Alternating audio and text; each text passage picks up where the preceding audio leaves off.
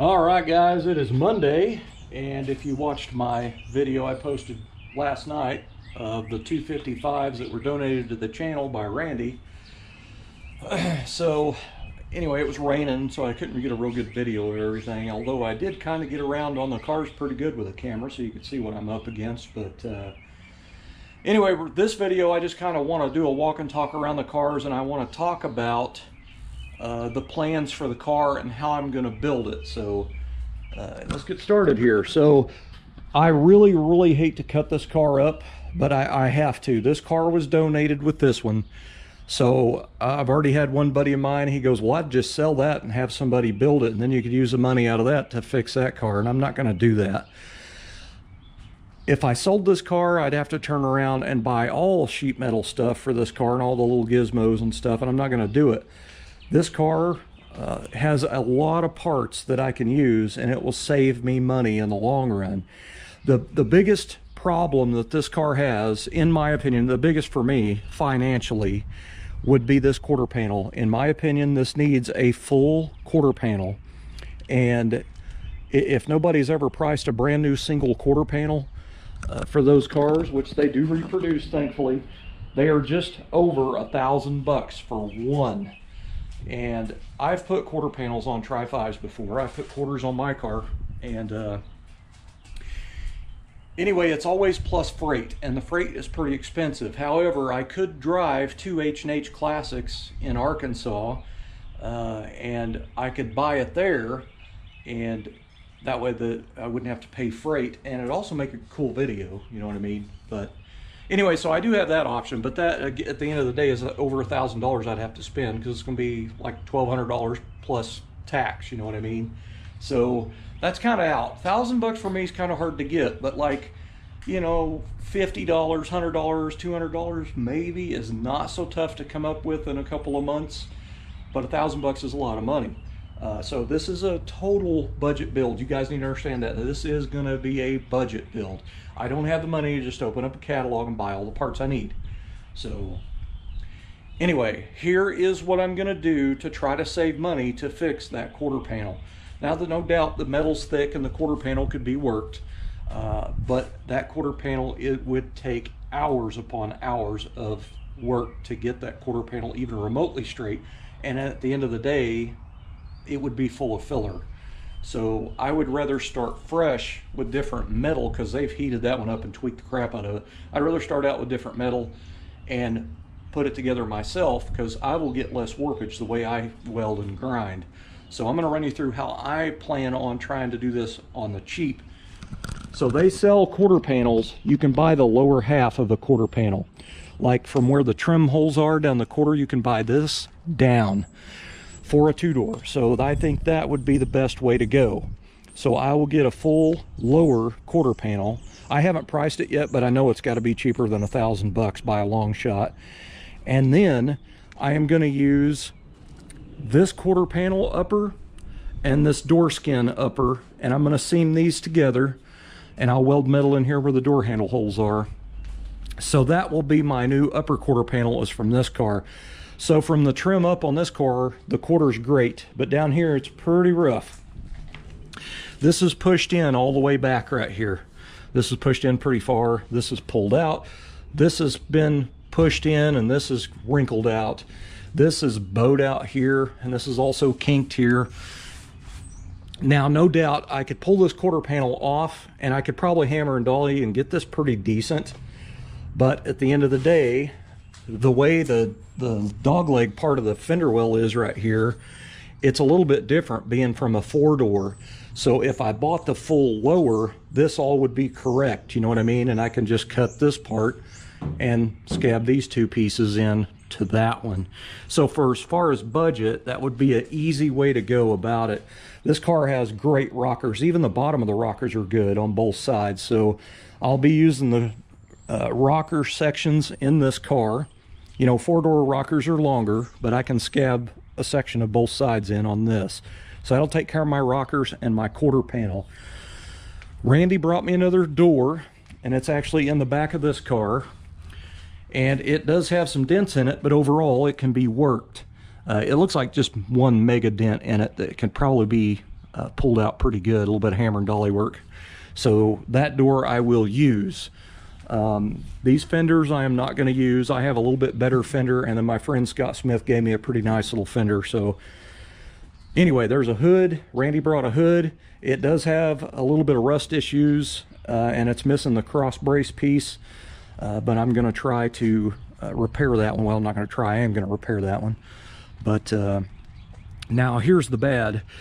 This roof is rotted out. Like, it's almost separated right there in that spot. And it is, of course I don't have the back window out to really look at it, but it is rotted through, up in through here. Big hole there, little one there. I mean, you can see it right there. So this roof, even under here, this roof is in pretty bad shape. And then if you've seen the video yesterday, the brace that goes underneath the front edge of the roof is completely rotted out. This one is real nice. It has surface, but there's nothing through. So I am going to use that roof on this car. The 4-door roofs and the 2-door roofs or the sedan are the same, so that's what I'm going to use, because again, the metal's here. Now I think I can take both deck lids and make one. This deck lid is actually in better shape than that one, so this one's been butchered out back here. My friend Scott Smith gave me a back of a deck lid that's been cut off. And so I think I'm going to use that from him, because this one is rusted underneath real bad. So it'd be better just to get the one from Scott, and I'll just scab this little area centerpiece in and butt weld it in and everything. But, you know, there's going to be a lot of metal work to do on the car, but, you know, I think I can still go about it pretty budget-wise. The floors, that's a different story, man. I really need to get in there and clean it out and look it over. And I got to tell you, I'm kind of tempted just to build my own floor pans for this car, because I do have a bead roller. I can roll beads in it and just do something custom, you know, where it kind of resembles stock, but it'll be, you know, not 100% original, but it'll work.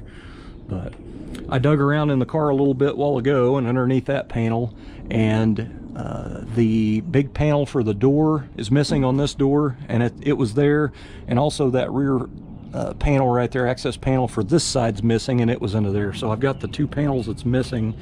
It is missing the little one at the front, but there's the same on a 4-door, and I think they're on this car. So that little bitty parts like that, you know, that's why having a parts car is invaluable. And this one has the little cover there. Now these 4-doors, the access panel at the back is skinnier, so it won't work on 2 doors.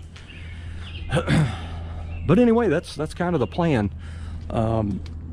The trunk floor on this car is, I think, will be just fine after it's blasted and cleaned up.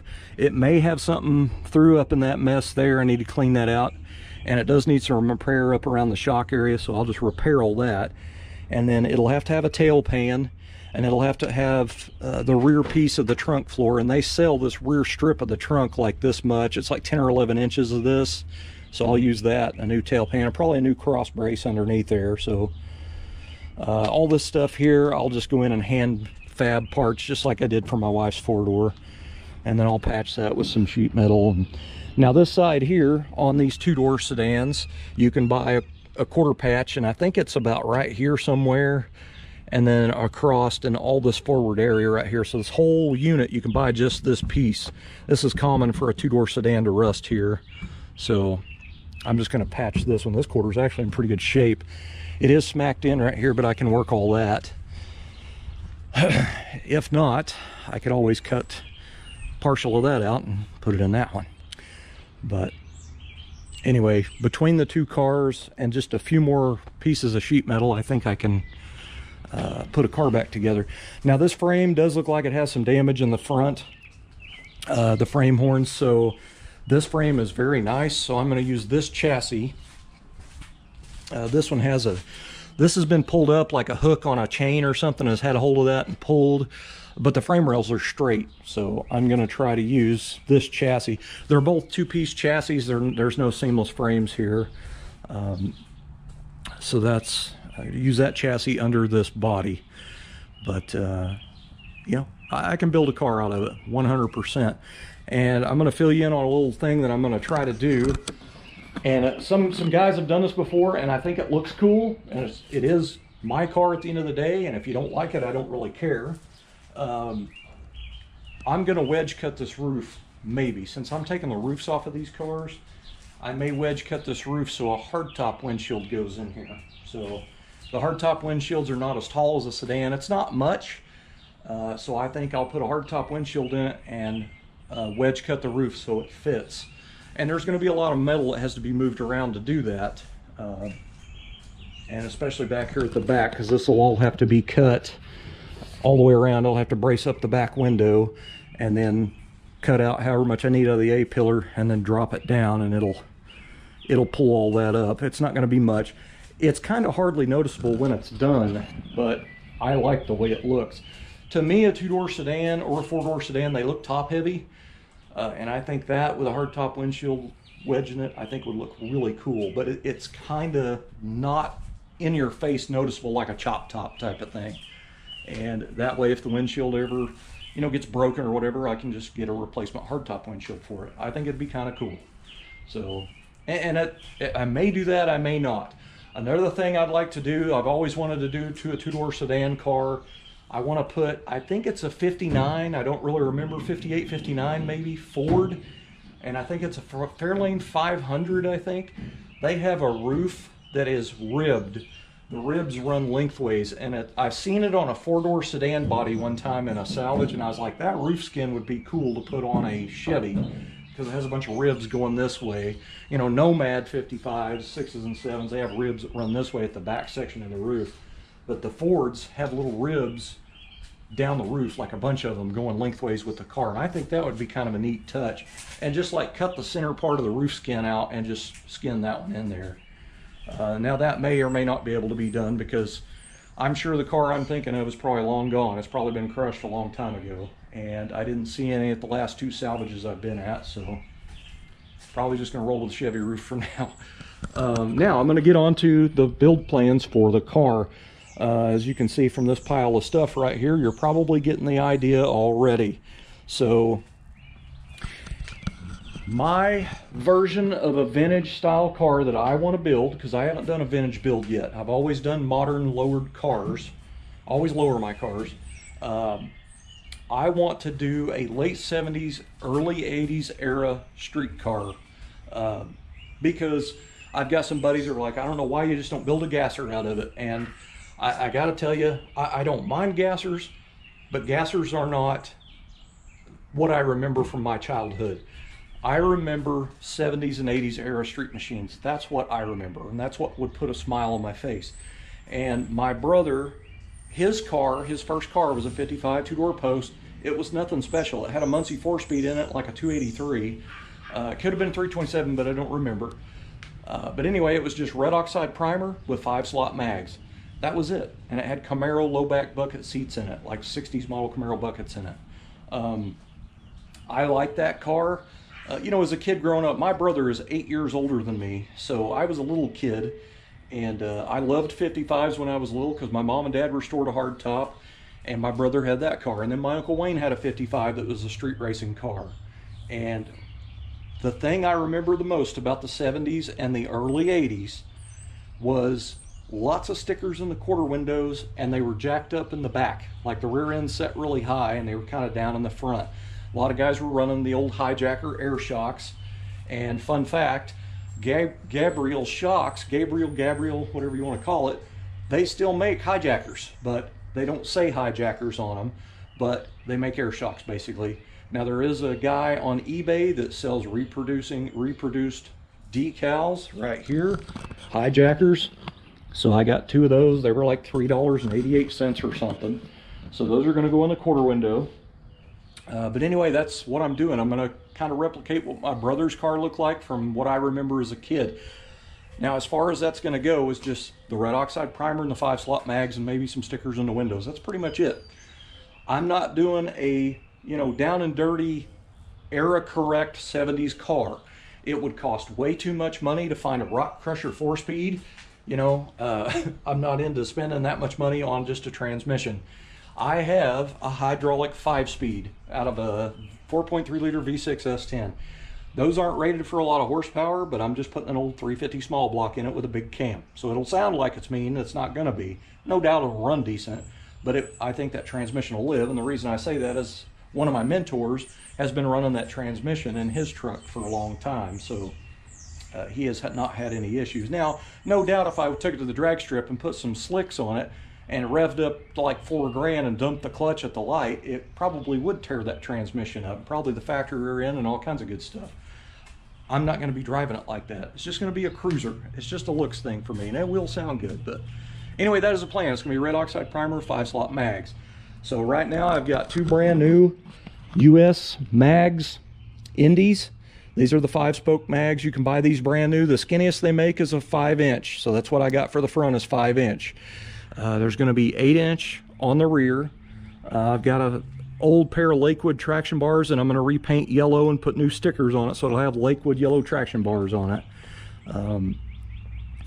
Anyway, so it'll have the big and little look, and then I'm going to lower it down in the front and put air shocks, the hijacker stickers with the air shocks on the back. So anyway, I want to lower the front, and that way I don't have to put a whole lot of air in the shocks to get it upright, you know what I mean? And this car actually has shackle extensions on it, which I could just use those, but anyway, a friend of mine, Jason, had this camshaft on a shelf. It's been on the shelf for a long time. It is brand new. It's never been installed. It still has a cam lube in there. This is a Comp Cams hydraulic flat tappet, and it is a 507 510 lift, so that's a pretty big boy right there for what I usually do, you know what I mean? I usually stick to under 500 because the, you know, screw-in studs and guide plates are recommended after something like that. But what I'm going to try to do, since I'm using GM heads, is drill them and pin them so the studs don't pull out, which I've had a set like that before. You know, I remember, I think it was one of my uncle's 55s had this exact sticker in the back window, a Prism Chevy sticker. So I found that on eBay. I don't remember what it was. It was pretty cheap. It's a new old stock. The guy had like 10 of them. And then I found these on eBay. These are the Prism Comp Cams, like from the 70s. So I'll have the Prism Chevy and the Prism Comp Cams, and it is a Comp Cams cam. So now here's one of the other little features here that I just thought was kind of cool. So I got on eBay looking around because my brother said he had Jensen triaxle speakers, 6x9s, in his car. So I got on there looking for Jensen triaxles, and surprisingly, they are reproducing the Jensen triaxle, but they don't look like they used to, and the grills don't look like they used to. They just have a modern 3-way Jensen 6x9, and they're about $90 or $100. But they do say Jensen triaxle on the box. But while I was looking, these came up on the screen at eBay. This is a new old stock, brand new pair of Jensen triaxle speaker grills that have never been installed. I got the other one in the house still in the box. These are brand new. So I'm going to buy the new Jensen triaxle 6x9s and put these grills on, because when you look in the back window, you know, at the rear deck, that's what you'll see is the vintage Jensen triaxle. So I thought that was kind of a neat detail. Those were pretty inexpensive, so I went ahead and bought them. I bought them a couple weeks back. But anyway, it's kind of the idea, and kind of getting the idea of what's going to go on. So I'm going to put a lot of stickers in the quarter windows, red oxide primer, skinny 5 slots in the front, 8 inchers on the back. It'll be jacked up in the back a little bit. It'll be a small block 350 with a hydraulic 5-speed transmission, stock rear end with like whatever gear ratios these have, probably 370 or 410 or something. I'm gonna put all new drum brakes, hardware and stuff in, new shoes and all that. The front, I will do a Speedway disc brake kit on it, so we'll have disc in the front. And then I think it'll work. I have a Wilwood master cylinder, dual reservoir master cylinder in my garage in the box that I'd put on my hardtop, and I didn't have enough pedal because I put 4-wheel disc brakes on my car. So I ended up buying the next size bigger. I think what I got is 7/8, and I bought a 15/16 or something for my hardtop. So I'm going to try to run the 7/8 master cylinder, Wilwood master cylinder, just manual on this. No power booster or nothing, just manual brakes, but it will be dual reservoir. Anyway, it'll probably have an aluminum radiator. I think I'm going to leave the gas tank, just buy a new one, you know, stock replacement tank. But I may do a fuel cell, because on eBay there's a lot of like 15 and 16 gallon fuel cells that are aluminum welded with sending units, so the gas gauge would work, and they're around $100. There was even one on there for $89 with free shipping. So it's almost tempting to put a fuel cell in here because it will be kind of a streetish car, you know, and then I'll put the battery in the trunk. And anyway, I'm going to use Impy low back poly bucket seats in the front, and I think I'm just going to build a pedestal back here, like a stage is what I would call it, kind of make it look like a 150 series utility. It won't have a back seat because I don't have a back seat, and it's just one less thing to have upholstered or buy a cover for. So as far as doing a budget interior, I can use the poly buckets with the, you know, they sell the seat cover separately.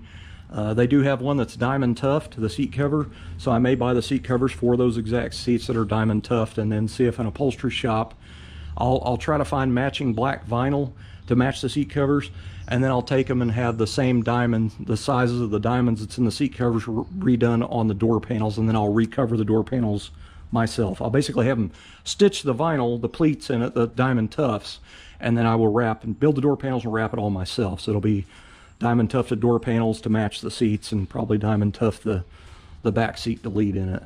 But I have a good used wiper, well, I used to, a good used vacuum wiper motor. I don't have an extra electric one. I have another electric one, but it's going on my wife's car. But anyway, I have another vacuum one, and I think I'm going to try to use it on this car. I'm trying to use stuff that I have here. The good thing about me putting it in red oxide primer, I'm going to do all the metal work, body work, and stuff on the car, and final block and everything, so it would be pretty much ready for it'd take black. I'm going to make sure the body's nice and straight and nice, but it's just going to be red oxide primer. And I'm just going to use the Farm and Implement Rust-Oleum, because I can get it at Tractor Supply, and it's like 59 bucks, I want to say, or 89 bucks or something for a gallon, and it's Farm and Implement. That's what I'm going to put on it because it's cheap paint, and it'll give me the look I'm after. But I could paint it at a later date. I am going to go ahead and paint the dash, the garnish molding steering column, and all that black cherry pearl, and I will be painting partial of the firewall black cherry pearl, because when the frame comes out from under the car, I'll fully paint it up and detail it and have it real nice. But as far as the car being in primer, all the door jambs will be primered, the trunk jamb, and most of the cowl. Now these cars, they have, let me show you on this one, it's a lot better to look at. Easier since the front clip's not on it. These cars are the firewalls are two-piece. The seam runs right up through here and over. Now, when I re-seam seal the car, I put seam sealer in there and I use tape on both sides, and I pull it so it still looks like it's a seam, but the seam sealer is smoother looking instead of being all gooped on like the factory did. I'm going to do the inside, all the lower below that seam line, black cherry pearl, because the column will be painted black cherry pearl too. So this part of the firewall will be great, and the rest of it will be the red oxide primer. And then later on, if I do paint the car the black cherry pearl, the whole car outside, I can tape off my original tape line at the seam on the firewall, and then do from there up, you know, pull the front clip off and respray it. So anyway, for now, the plan is it will just be red oxide primer with 5-slot mags, 5s and 8s. But that is kind of the rundown on the build ideas. I'm going to do my normal. I'll be doing, you know, a smooth, kind of smoothed up firewall in the frame. I'll weld up all the unused holes up here, everything you'll see when the hood's up. Now, I have a brand new pair of fender well headers that's going to go on the car, but I am going to modify the inner fenders, and I'm going to weld some exhaust pipe, big exhaust pipe in there.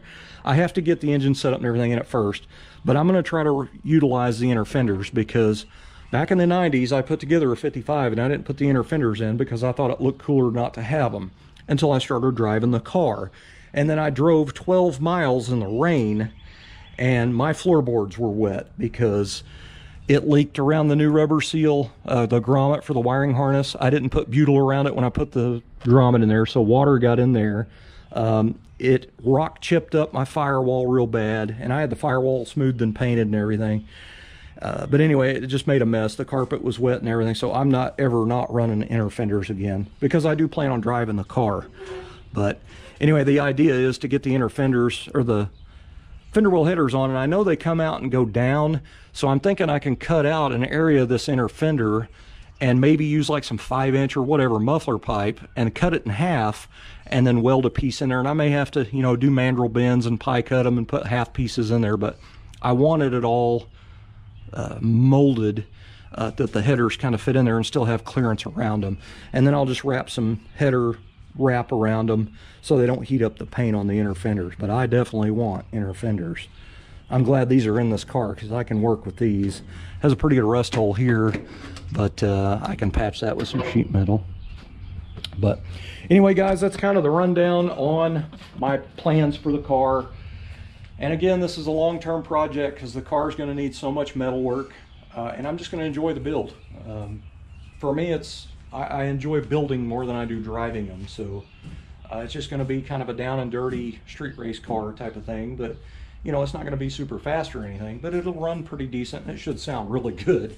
I'm going to be using a billet half wrap steering wheel that looks like the old vintage 3-spoke with the step speed holes, because I like billet half wraps, and the one I found is a 15.5 inch. It's not the little 14 or even a 13.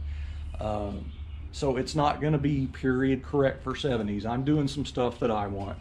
I've got a billet shifter handle and a 5-speed white shift knob, but it'll be kind of a blend of old and new stuff, but I think it'll be pretty tasteful. And again, if you don't like it, I don't really care. I'm building the car the way I want, you know what I mean? I'm looking at it as it's a movie car. Like if somebody was doing a movie that was based in like 1979 or 1980, and this car was either sitting at a curb or driving by in the shot, it would look correct.